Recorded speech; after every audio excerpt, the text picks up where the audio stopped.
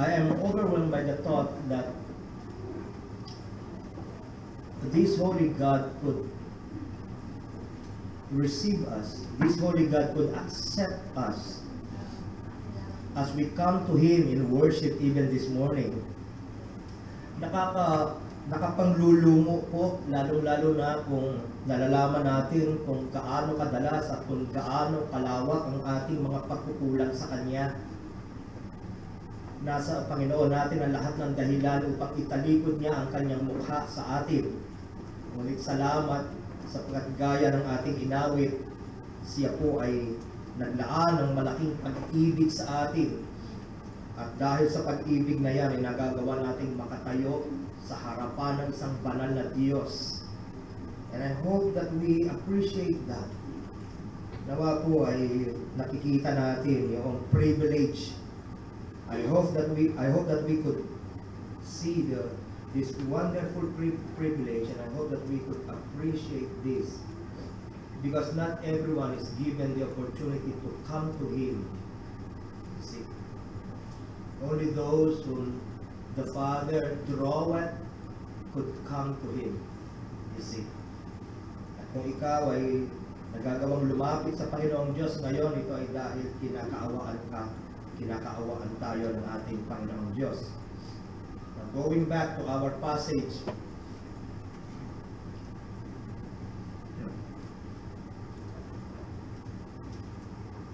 maalala po ninyo sa mga nauna nating mga pag-aaral ay nagiging bantog ang ating Panginoong Jesucristo.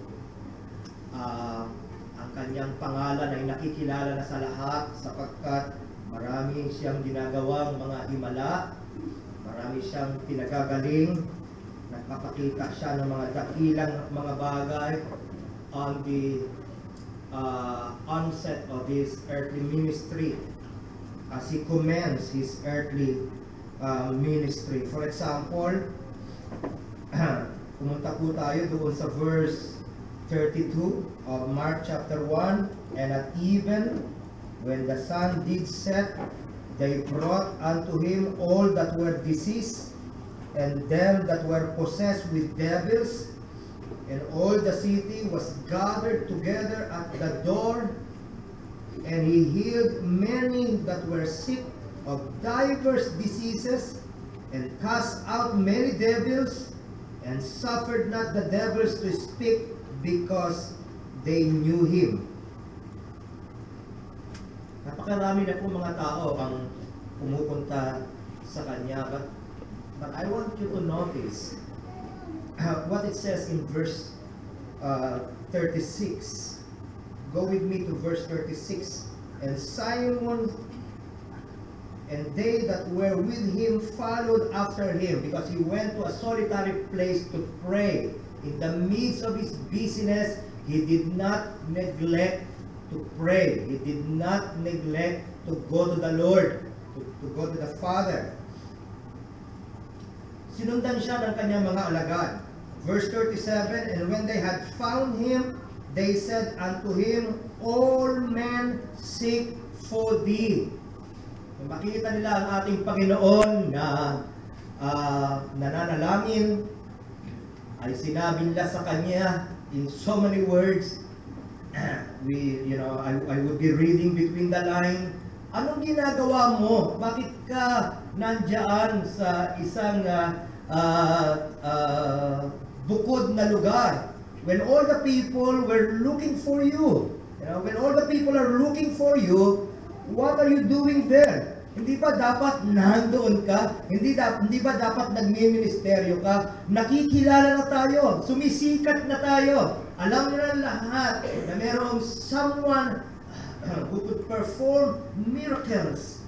Mayroong isa na maaaring magsagawa ng maraming mga himala. Napaka-surprising and maybe even shocking to the disciples. Our Lord's response to them. Tingnan nyo ang sabi ng ating Panginoon dun sa verse 38. And He said unto them, let us go into the next towns, that I may preach there also.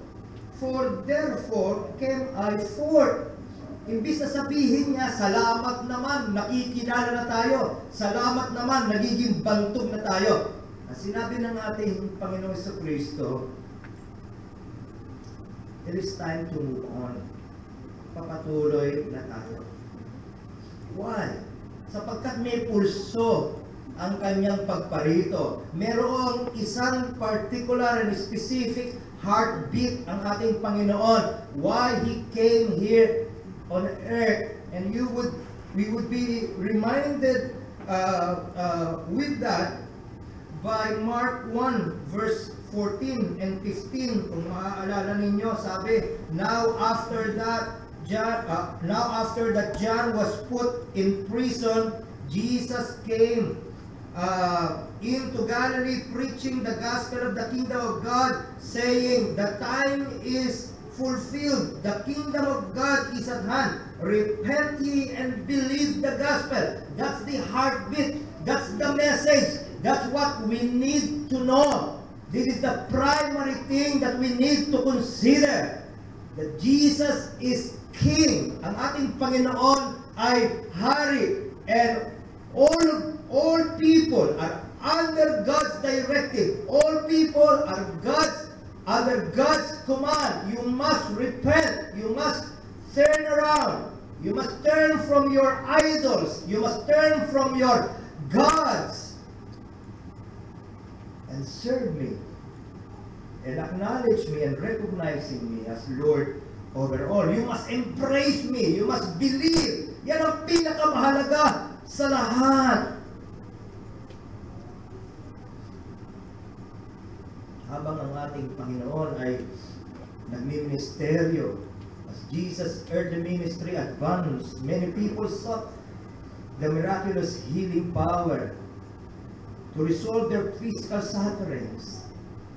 Sa maraming pagkakataon, yun ang pangunahing pangangailangan na nakikita lamang natin why we need to go after the Lord, why we need to follow Him. Dahil meron tayong makukuha mula sa Kanya. Meron tayong mabuting mga bagay na tatanggapin mula sa Kanya. And yet, nililinaw ng ating Panginoon, hindi yan ang pinakamahalagang bagay dito sa mundo. He was well aware why people was following Him. He was well aware why people were seeking Him. Alam na alam niya kung bakit hinahanap siya ng mga tao. Hinahanap siya. Hindi dahil handa silang tumalikod sa mga Diyos-Diyosa nila. Hinahanap nila siya. Hindi dahil handa silang yumakap sa pagkapanginoon nila. Hinahanap nila siya sapagkat maaari silang gumaling sa pagsunod nila sa Panginoon. Maaaring tugunan ang mga pangangailangan nila. Iyon ang pangunahing dahilan. Bakit sila sumusunod sa ating Panginoon? Jesus knew how easy it is for people to be attracted to Him for the wrong reasons. And people today are still attracted to Jesus for the wrong reasons. Hindi lang ito totoo sa panahon nila. This is not only true during the time, this is still true during our time. Ngayon, sa panahon natin, ito ay totoo pa rin. Nahanap natin siya not because of who He is, but for what we might get out of Him or from Him.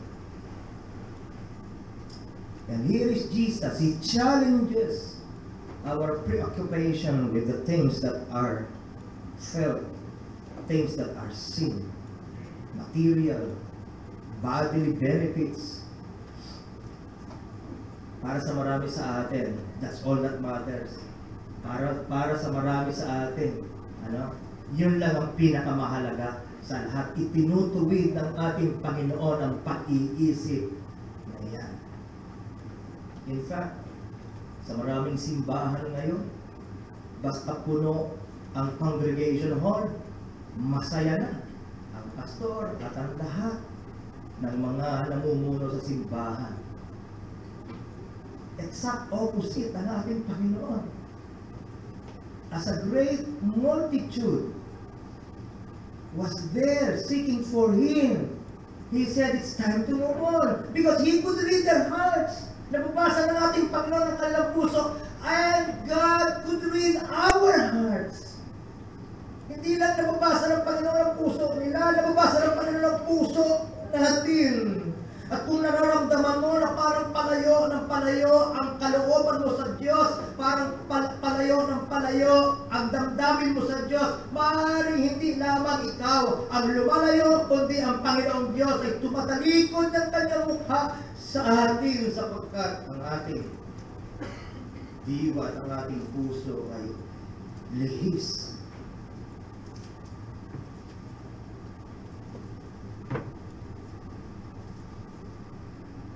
So Jesus clearly did not measure the progress and success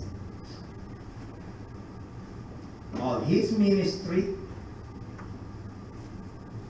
and by way of application, our ministry on the basis of numbers. Hindi pala sa bilang, hindi pala paramihan.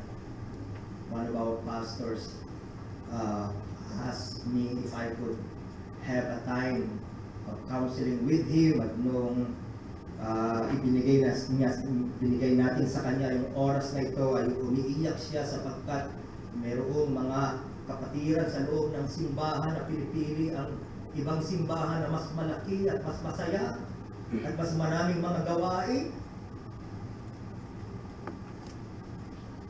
Malungkot po kung yun ang mga dahilan bakit tayo sumasamba sa ating Panginoong Diyos, sapagkat ang ating Panginoon ay nililinaw na mabuti. Hindi ako naparito para ibigay ko ang kabinawahan ng laman na hinahanap ninyo. That's not the main thing. That's not the main thing. I came to proclaim that the kingdom has come and that I have all the rights to rule over your life. Now you submit to me and you put your complete trust on me.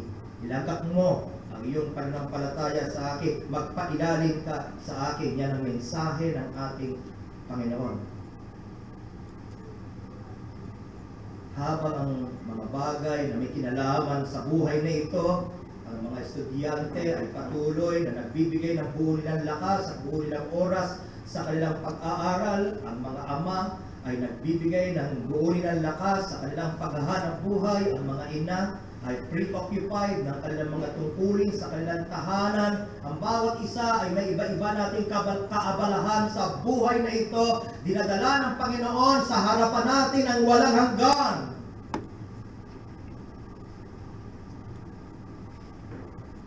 As we are being preoccupied with so many things, as we are being cumbered by so many things, sinasabi ng Panginoon, hindi yan lang ang buhay. Hindi yan lang ang buhay. Habang tayo ay abalang-abala na maabot ang lahat ng ating pangarap na nahihipo, nasasalat, ang Diyos ay nagsasabi sa atin, there is such a thing as eternity, there is such a thing as invisible, eternal things. 2 Corinthians 4:8 says, while we look not, now this is supposed to be a basic mindset that a Christian should possess. While we, Christians, while we look not at the things which are sin, but at the things which are not sin, for the things which are sin are temporal, but the things which are not sin are eternal. 2 Corinthians chapter 4 and the verse is 8. Alam ng Panginoon ang diwa na kumakalaban sa kanyang pagkahari na nakikita natin sa ating mga puso. Ito ang kanyang declaration sa John chapter 6 verses 26 and 27. Verily, verily, I say unto you, you seek me not because you saw the miracles. Miracles are supposed to be signs to point people to who Jesus Christ is. Pero ang sabi ng ating Panginoon, you seek me not because you saw the sign, the miracles, but because you did eat of the loaves and were filled. Labor not for the meat which perisheth, but for that meat which endureth unto everlasting life, which the Son of God shall give unto you, for him hath God the Father sealed. Oh, mga kapatid, saan mo binubuhos ang iyong isip? Saan mo binubuhos ang buong mong panahon? We want to strike a balance. Ayaw natin maakusahan na puro spiritual ang itinuturo ng banal na kasulatan. Ngunit, mukhang hindi yata ang problema yun eh. Ang problema natin ay hindi yung tayo ay puro spiritual. Ang problema natin ay walang buwang ang mga bagay na spiritual sa ating buhay. Nandoon ang struggle natin. At wala pa akong narinig at wala pa akong nakita na isang mananampalataya na nagsabi, ano ba naman yan, nahihirapan ako, ang haba-haba akong makipag-usap sa Panginoon Diyos sa panalangin, wala na akong nagagawa. Ano ba naman yan, uhaw na uhaw ako sa salita ng Diyos. I mean, sobrang, parang wala na akong panahon sa television at wala na akong panahon. I mean,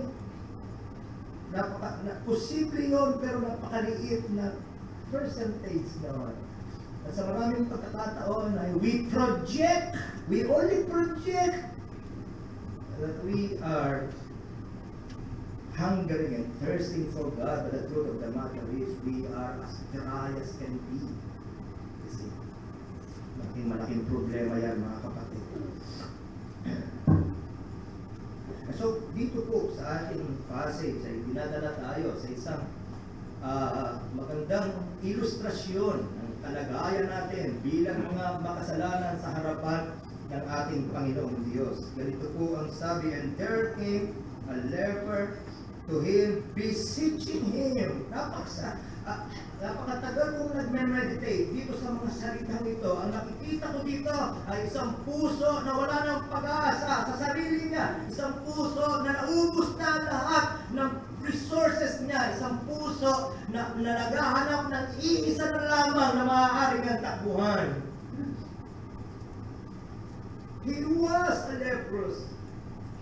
Ketongin siya. At kung ang isang tao sa panahon ng Biblia ay matagpuan may ketong, siya ay kinukonsidera ng patay. Wala na siyang pag-asa. In the whole Bible, there are only 4 instances that lepers were healed. Only 4 instances. 4 lamang na pagkakataon. 2 sa lumang tipan, 2 sa bagong tipan. Ganon kakaunti ang mga tao na nakaranas ng katalingan. Kaya siya ay desperado. Alam niya kung ano ang kanyang kalagayan. At mga kapatid, muli, ayaw ko makakawala sa inyong pansin na ang ketongin na ito ay larawan natin sa espiritual na kalagayan. Dumating na ba tayo sa punto na nararamdaman mo hindi na kaya na ibang bagay na ibigay ang mas malalim na pangangailangan ng puso ko? Walang tao, walang bagay, walang karanasan, walang lugar, walang anuman na pwedeng tumugon sa sobrang malalim na emptiness na meron ako sa loob ko. Because all of us are leprous spiritually. What Isaiah chapter 1 tells us, na tayo ay ketongin mula sa ating ulo hanggang sa talampakan ng ating paa. Tayo ay nagnanadang sugat sa mata ng Diyos dahil sa ating mga kasalanan. At alam niyo yan, alam natin yan sa karanasan. Maraming beses na tinangka mo at sinabi mo, ayaw ko nang lumakad sa kasalanan, ayaw ko nang dumaan sa lugar, ayaw ko na muling danasin ang mga bagay na nagpaparumi sa akin, and yet you keep on coming back, you keep on going back, you keep on going back to what makes you dirty and wretched in the sight of God. Wala kang kapangyarihan na dress spiritual mong karumihan. So he was desperate. Kaya yung basahin ko ang isang komentaryo. Paglalarawan ko ng kalagayan ng mga ketongin sa panahon ng lumang tipan. In the Old Testament, there were two kinds of uncleanness. Some references to physical uncleanness resulted in a temporary ceremonial separation. For cleansing and restoration, a defiled person needed only to trust God and follow His requirement. A leper's uncleanness resulted in permanent exclusion from the community. Leviticus 13:46, kung matagpo ang ka na mayroon kang keto, ikaw ay iaalis na sa komunidad. Hindi mo na muling makakasama ang mga mahal mo sa buhay. Hindi mo na muling mapupuntahan ang mga lugar na ikinasisiya mong pupuntahan. Iihiwalay ka sa karamihan. Ikaw ay marumi. Ikaw ay kadiri-diri sa mata ng mga tao sa komunidad ng mga Hudyo.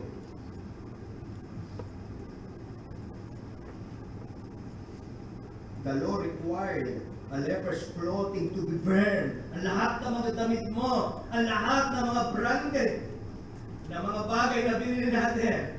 I mean, kung merong mga malls sa panahon na yun, it is possible na itong tao na ito ay may mga gayong kasangkapan at kagabitan. Ngunit ang lahat ng ito ay susunugin. And his house to be demolished. Pinag-utos. Kita natin lahat yan sa Leviticus chapters 13 and 14. Sisirain ang bahay niya. Sapagkat hindi lamang siya ang itinuturing na marumi, itinuturing na rin marumi ang lahat ng may kinalaman sa kanya. Ang tahanan niya, ang mga kasangkapan niya, lahat ng iyon ay ituturing na basura.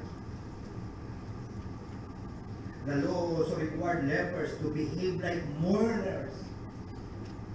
Ang batas ng Diyos sa lumang tipan ay nag-uutos at aata sa isang ketongin na ituring niya ang sarili niya na nagdadalamhati para siyang namatayan.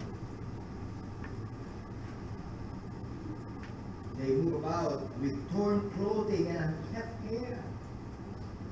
Lumalakad sila na mayroong damit na luray-luray, mayroong damit na hindi maayos at maging ang kanilang buhok.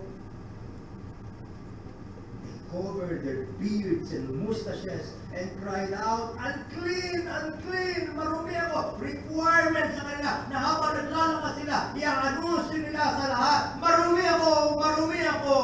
Kinakailangan nilang ipaalam na dumarating ang isang taong marumi. Oh, brethren, sa likod ng magaganda nating masuot, sa likod ng magaganda nating kasangkapan, higit pa sa kanino man alam natin kung gaano kabulok ang puso natin. Sa likod ng tila baga sinserong panalangin, sa likod ng tila baga tapat na pag-awit, sa likod ng tila baga kasipagan sa pagbabasa ng Biblia ay ang maruming puso.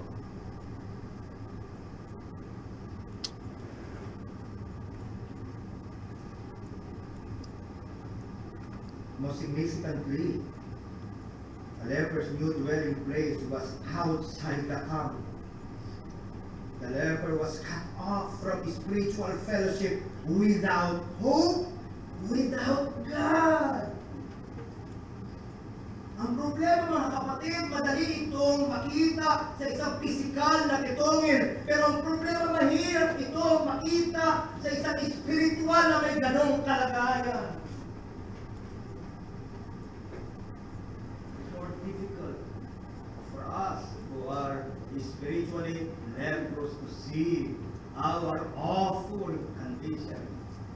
God must give us the eyes to see and the hearts to understand. Ito ang ating kalagayan sa mata ng Diyos. Ang unang-unang inaalis ng karamdamang ketong sa tao ay ang pakiramdam niya. Nagiging numb, nagiging walang pakiramdam ang buo niyang katawan. Hindi niya namamalaya na kalahati na lang ang tenga niya. Hindi niya namamalaya na ang balat niya ay unti-unti nang humuhulas. Hindi niya namamalayan na nauubos ng unti-unti ang buo niyang katawan. At iyon ang kalagayan ng marami sa atin, sa mata, sa harapan ng ating Panginoong Diyos. Hindi natin namamalayan, wala tayong pakiramdam sa ating nakalulungkot at miserabling kalagayan. Salamat sa Diyos sapagkat ito ay mayroong malinaw na kaunawaan, wala na akong pag-asa. Maliban sa Panginoon ito, I must run to Him. And I must run to Him now. Ngayon ako, kailangan ko siyang hahanapin ngayon. Again, verse 40, and there came a leper. That's his condition. Wala nang ibang kinakailangan sabihin. Wala nang ibang pagpapakilala. Ipinauunawa sa atin that there is a leper. Hindi na sinasabi na abogado siya. Hindi na sinasabi na doktor siya. Hindi na sinasabi na magaling na tao siya. Kung ketongin ka, yun ka. You are being identified by your condition. Sa mata ng Diyos gayon, mga kapatid. Hindi mahalaga kung anong suot mo sa pagharap mo sa Kanya ngayon. Hindi mahalaga kung anong sinakyan mo. Hindi mahalaga kung ano ang tatak ng pabango mo. Hindi mahalaga kung sino ang mga kilala mo. Sa mata ng Diyos, tayo'y ketongin. Brethren, we are in the topic of seeing Jesus in the Gospel of Mark. Sino ba talaga siya? Well, gusto kong ipaunawa sa inyo na sobrang desperado ang kalagayang ito na sabi na 2 Kings. Go with me to 2 Kings chapter 5 and the verses 7. You remember the story of Naaman, the general? Now, Naaman was a leprous. General siya, marami siyang kawal, mayaman siya, ngunit meron siyang malungkot na kalagayan. Siya ay ketongin, walang pagalingan. So, the king of Assyria sent him, his boss sent him to Israel, the king of Israel, sapagkat nababalita na mayroong propeta na may kakayahan magpagaling ng ketongin sa Israel na wala sa Syria. So, ano sabi ng 2 Kings chapter 5 and the verse 7, what was the response of the king of Israel? Nung malaman niya na ipinadala sa kanya ang general na ito. Verse 6. Let's begin reading on verse 6. 2 Kings 5:6. And he brought the letter to the king of Israel, saying, Now, when this letter is come unto thee, behold, I have therewith sent Naaman, my servant, to thee, that thou mayest recover him of his leprosy. Verse 7. And it came to pass, when the king of Israel had read the letter, that he rent his clothes and said, Am I God? Just but am I God to kill and to make alive? That this man that sent unto me to recover a man of his leprosy? Wherefore consider, I pray you, and see how he seeketh a quarrel against me. Malinaw sa isip ng hari, only God could heal a leprous like Naaman. Oh brethren, nakikita niyo ba kung sino ang ating Panginoon? Yesu Cristo, compare Scripture with Scripture. Ang ating Panginoon Yesu Cristo ay mayroong higit sa sapat na kakayahan na pagalingin kahit ang isang ketongin sa lumang tipan. Diyos lang ang may kapangyarihan magpagaling ng ketongin. Madali kunawain ng ating Panginoon Yesu Cristo is none other than God incarnate in the flesh. Ating Panginoon ang Diyos na nagkatawang tao. Again, let me reiterate, except you believe that He is He, you shall die in your sins. Malibang sumampalataya ka na siya nga. Ang sabi ng Panginoon, ang sabi ni Jehovah sa lumang tipan, ako'y si ako nga. Ang sabi ng Panginoon, malibang sumampalataya ka na ako nga. Mamamatay ka sa iyong mga kasalanan. Nakikilala ba ang Panginoon na siya ang Diyos na nagkatawang tao, na makapangyarihan, magaling kahit na ng isang ketongin? Again, here we have a leprous, helpless. Ngunit nagkakaroon siya ng pag-asa. And there came a leper to him, beseeching him, kneeling down to him. Lumulod siya. Ang liit ng porsyento na gagaling siya. Only 4 in the whole Bible. Ano ibig sabihin nun? We are talking about hundreds of years of history. Mula sa paglikha hanggang sa panahon ng mga alagad. Ang pinag-uusapan natin ay daang mga taon na nakatala sa Biblia. 4 lang ang gumaling. Ngunit ang ketongin na ito ay mayroong buong pag-asa. Panginoon, it's not a matter of your ability. I know you can hear me. If you would. Ayun, malinaw sa Kanya. And I encourage you, brethren, ikaw na mayroong struggle, ikaw na may pakikipagbuno sa iyong mga kasalanan, ginawa mo na lahat. Ngunit hindi mo mapagtagumpayan iyan, at hindi mo mapagtatagumpayan iyan. Ang Panginoon lamang ang may angking kapangyarihan na magbigay sa iyo ng kakayahan na wala sa iyo. To begin with. Same is true sa ating mga kapatid na may mga karamdaman. There is always hope in the Lord. Kung wala nang pag-asa, kung wala ka nang makitang liwanag sa harapan mo, all you have to do is to look up. Nandun ang Diyos who reign in heaven and in earth. Diyos na nagpapatakbo ng lahat. Diyos na maaaring mag-utos at lumilitaw ang isang bagay. All he has to do is to pronounce. Say the word. And I shall be healed, dear God. Just utter the words. And I shall be healed. You are God who is able. Oh, mga kapatid, tayo ay inaanyayahan ng Panginoon na bitawan ang mga walang kwentang pinaglalagapan ng ating tiwala, mga bagay na pwedeng nakawin sa atin, mga bagay na pwedeng mabulok, mga bagay na pwedeng mamatay. At sinasabi ng Panginoon, tumakbo ka sa akin. Ako ay walang kamatayan. Ako ay walang hanggan. Ako ay makapangyarihan sa lahat. And I shall not leave you.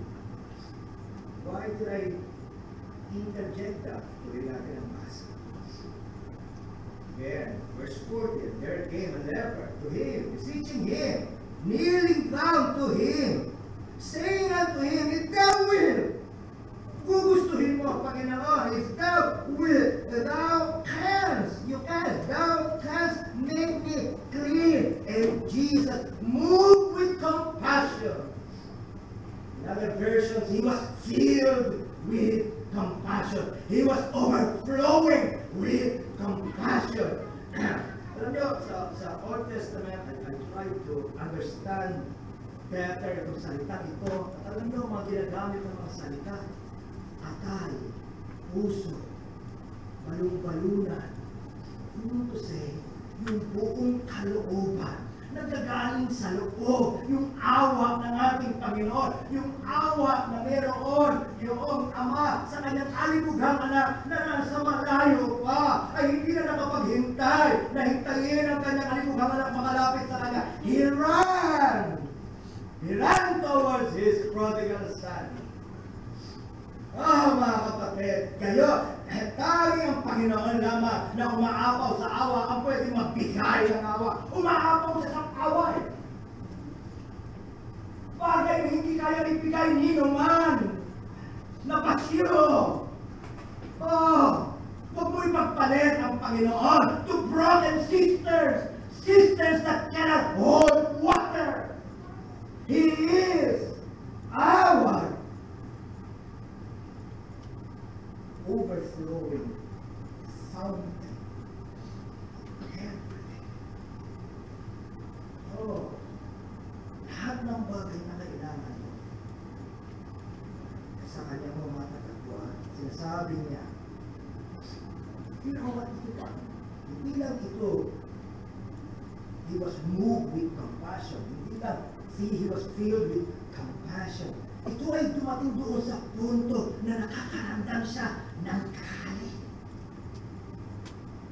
sa ginawa ng kasalanan. Sa buhay ng titonging ito, galit na maaaring naramdaman ng ama sa kanyang kalibugang anak. Anong nangyari sa'yo? Nang lumabas ka, nang umalis ka, nang sinabi mo mabubuhay ka, nang iwalay sa akin, maayos ka.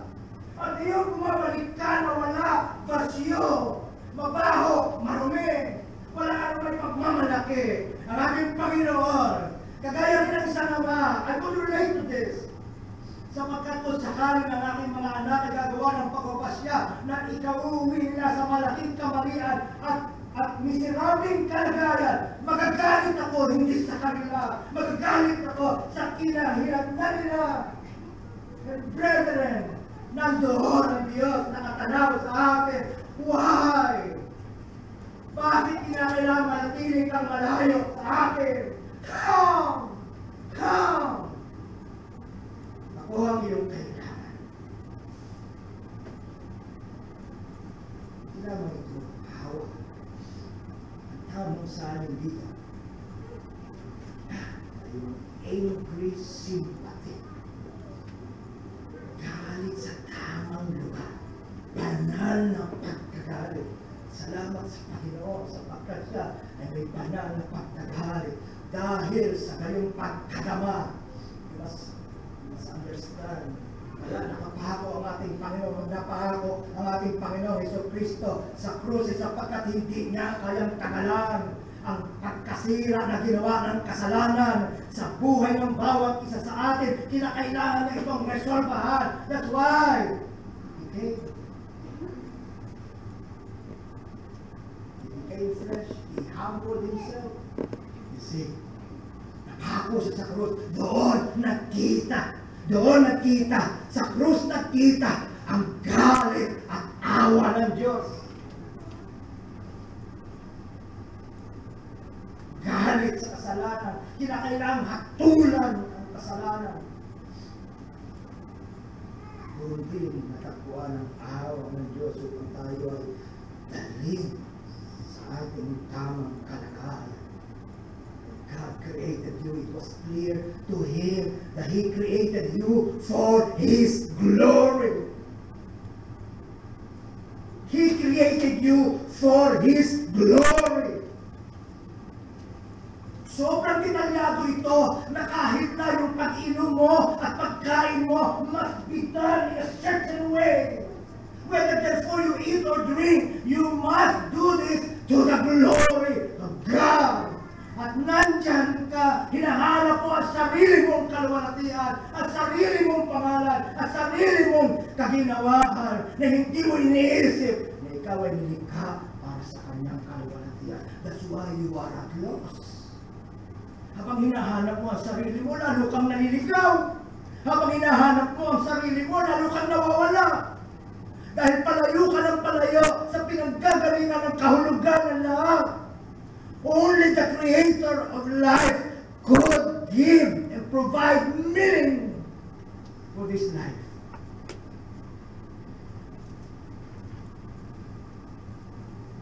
He did not only heal the lepers from afar, He touched him. Kapatid, He touched him. Hinawakan niya ito. Pwede naman niya isigaw mula sa malayo. Hindi ba? Gumaling ka! Sapagkat nagnanhanga na. Sapagkat nauubos ang katawan ng ketongin. Have you seen one? Well, I have seen one. Mabaho ang kanyang sugat, malansa. Walang paraan para ilarawan. Kadiri-diri ang kanyang kalagayan. Walang mga nahas na maging mas malapit sa kanya. Hindi mo gagamitin ang plato ng ketongin. Hindi mo gagamitin ang kutsara ng ketongin. Jesus touched him. Hinawakan siya ng ating Panginoon. The same manner, dear brethren, that He dwelt He who rules heaven and earth dwelt amongst us. He is Emmanuel. Namuhay siyang kasama natin.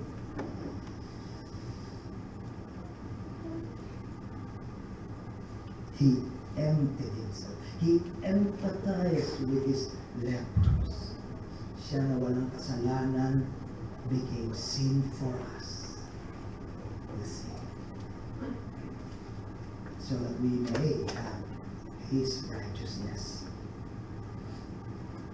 So nakita natin ang kalagayan ng lalaki ito. Nakita natin ang response ng ating Panginoon. He had compassion on him. He was a leprous.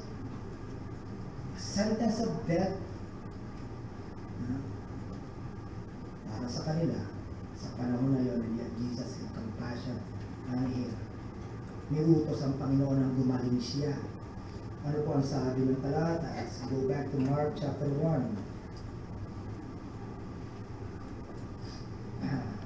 Sabi ko muna yung 41 para diretso yung ating line of thought, line of thinking. And Jesus moved with compassion, put forth His hand. Bigla naalala ako. Halimbawa yung anak natin, pagka maliit pa, hindi ba, nagpuputik, halimbawa, naglalaro ng lupa, kinakain ang mga bagay na hindi nila dapat kakainin. Hindi ba meron kang pagkagalit? Kasi, habang nililinis mo, pero hindi ka sa kanya nagagalit. Nagagalit ka sa kinahirap lang niya. Bakit ka nagpakamangmang? Kasi, may pag-ibig mong ginagawa, yung paglilinis. Minsan, yung mga nanay, medyo, tatay, kulang sa tulog na, tulog pa na eh. Amen. Gusto nyo ang tulog nyo at hindi nyo dapat pupulot sa singit. O yung version ng aking ina, pagka sobrang na siya nagagalit sa pagiging naughty ko at matikas ang ulo ko, kinakagat niya ako. Oh, how she loved me. Nagigigil kasi siya dahil ayaw kong lumakad na matubig. Ayaw kong piliin yung tama.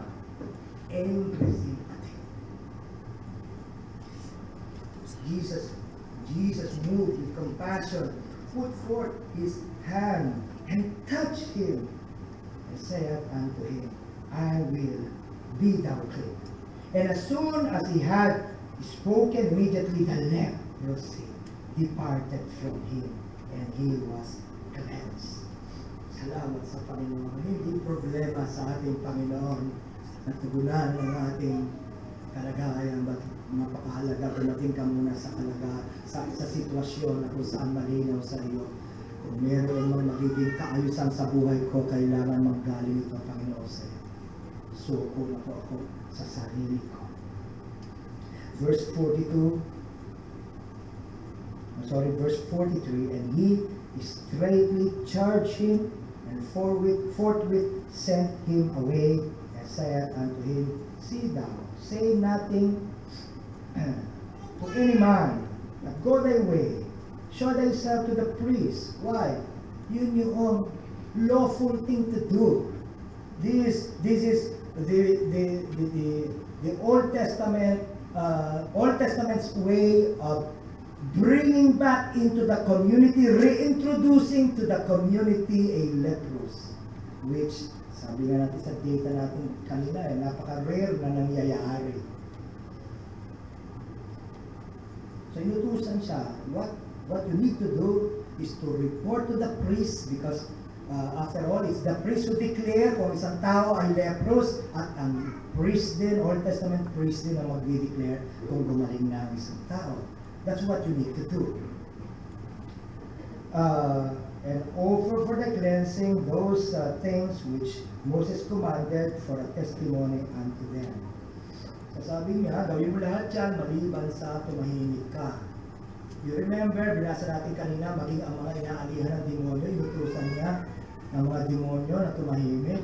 Dahil kilala nila ang ating Panginoon. Sinasabi niya rin, bakit? To everything there is a season and a time for every purpose under heaven, you see. And now this time we want to address us Christians. sa ating testimonya, you see. Hindi kasi napigil nitong lepros yung kanyang sarili. At sa isang pagtatanaw ay ang hirap-hirap din naman sisisihin siya sapagkat nauubos ang katawan niya. Isang araw nakasalubong siya, ang gwapo-gwapo niya. Ano nangyari? Kilala mo ba si Shami? Bakit ang puti-puti mo ngayon? Bakit lahat ng piligis ay wala? Oh, praise be to God. Pwede niyo bang pigilin mo ang sarili niya? Ang hirap, hindi ba? Pipigilin mo sa simula, ngunit hindi uobrang, hindi bumulalas yung kasayahan mo at magsabi, hey kasi! Natapuan ko ang Panginoon. Pinagaling niya ako. Ngunit huwag tayo magpakadulo-dulo doon. Sapagkat may masamang nangyari dahil sa pagsuway niya sa direktiba ng ating Panginoon. If we would read on, sabi ng verse 45, but he went out and began to publish it much and to blaze abroad the matter, in so much that Jesus could no more openly enter into the city, but was without in desert places, and they came to him from every part. Napakahalaga ng wisdom as we testify of what the Lord has done in our life. We are indeed witnesses. Ngunit mayroong tamang panahon at tamang paraan sa lahat ng bagay. Again, I still remember Preacher Joel. You remember that Preacher Joel sa isang wake na ako ay nagsasalita. I emphasize the sovereignty of God over life. I emphasize na hiwalay sa Kanya ay walang pag-asa, walang buhay, so on and so forth. After the message, dito sa patay na aking pinangaralan, Preacher Joel approached me, sabi niya, Pastor, nasa yung gospel. Nasaan yung kinakailangan mo sumampalataya, magsisi, ganyan-ganyan. Sabi ko, kapatid, may panahon sa bawat bagay. Again, Ecclesiastes chapter 3, there is a time to be silent. At the same time, there is a time to speak. If we believe that God is the gospel, every time we proclaim who God is, and every time we challenge people to consider this God, you are already proclaiming the gospel. Habang ang Diyos ay nagbibigay ng pagkakataon, ay patuloy na naipapahayag natin ito sa mas detalyadong kapamaraanan. You see? So I always use as an example ang ating Panginoong Kristo Himself. Ng isang lalaking mayaman ay lumapit sa Kanya, anong what must I do to inherit eternal life, good master? Sabi ng ating Panginoon, teka muna, huminto muna tayo. There is none good but God. Huwag mo munang intindihin kung paano ka pupunta sa langit. Intindihin mo muna sino ba ang Diyos. Kilala mo ba siya? And if you are aware of the rest of the story, he went out, what? He went away sad. Hindi sinabi ng Panginoon, teka muna. May number 1, may ABC kang gagawin. Accept. Believe. Confess. Napakalungkot na ginawa na natin isang formula ang kaligtasan. Iniisip natin na kinakailangan lahat na ito ay sasabihin natin at kung magkagayon ay tiyak. Mga pangyayari, mga kapatid, na kinakailangan natin tumahimik. And sometimes that's where our problem is. We always want to let it go. Kailangan minsan keep it. Shut up. Ang buhay mo. You know what? Sometimes the most eloquent statement that we could give is our being silent. Let them see God sa buhay mo. Minsan, that's why some people would call us Bible-talking Christians. Why? Huwag di tayo may makita na palinghado buhay. Kayong mga palinghado buhay! mga sa impyerno kayo pupunta, mga ganyan-ganyan kayo. Ay, sinasara mo. Sa halip na ikaw ay magkaroon ng bukas na pinto para sa furtherance of the gospel, sinasara mo yung opportunity. Ikaw ang naglalagay ng barrier.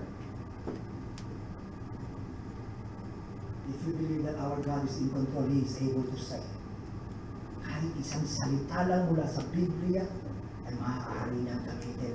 Hindi ikaw at hindi ako ang nagpapaliwanag. It is the Holy Spirit na bibigay ng liwanag sa kanyang mga salita. Amen? Pag kami namatayan, kung agad nasasabi mo, ready ka na bang mamatay? Namatayan na nga eh. Wala siyang panahon na isipin kung siya'y ready na. There are times that they would be the ones to us.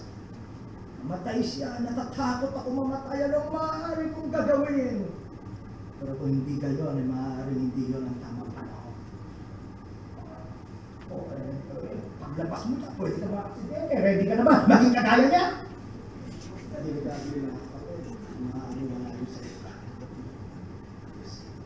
Sa mga panahon yun ang kailangan niya ay ang pag-unawa, ang pagyakap, ang pagtuturo sa kanya sa isang Diyos na buhay. At tunay at mula doon, ang Diyos ay patuloy magbubukas ng pinto. Dahil doon, dahil sa hindi napigil ng lalaki ito, ang pagkapatotoo, hindi yun ang tamang panahon, pero hindi niya napigil. Napatotoo siya. Ano nangyari? Sa disyerto na lamang nangaral ng ating Panginoon. Bakit? Sinara na ang lahat ng pinto. Ayoko nang makita yan. Walang sinabi. Wala nang nakita kundi yung pag-iinom ko. Wala nang nakita kundi yung paninigarilyo ko. Wala nang nakita kundi yung sinasamba kong rebulto halimbawa. I mean, napakabilis nating hahanapin. At masaya tayong tinitignan ng kamalian, yung inaakala nating kamalian sa iba. Sa halip na sila ay dalhin natin sa Kanya. Oh, brethren, when they see light, when God commands the light to shine out of darkness, walang duda na makikilala nila ang Panginoon. Salamat sa Kanya. May pag-asa. Naranasan mo na ba ang pag-asa na ito na nasa ating Panginoon? Ito ang araw ng kaligtasan. Ito ang panahon bukol. Tumakbo ka sa Kanya. Lumapit ka sa Kanya. Huwag mo ipagbakasakali ang iyong walang hanggan. Alin lang sa dalawa, nalalaman mo ikay tinubos na tiniligtas. O hanggang ngayon ay wala kang kasagutan sa simpleng katanungan, ikaw ba'y ligtas na? Yes,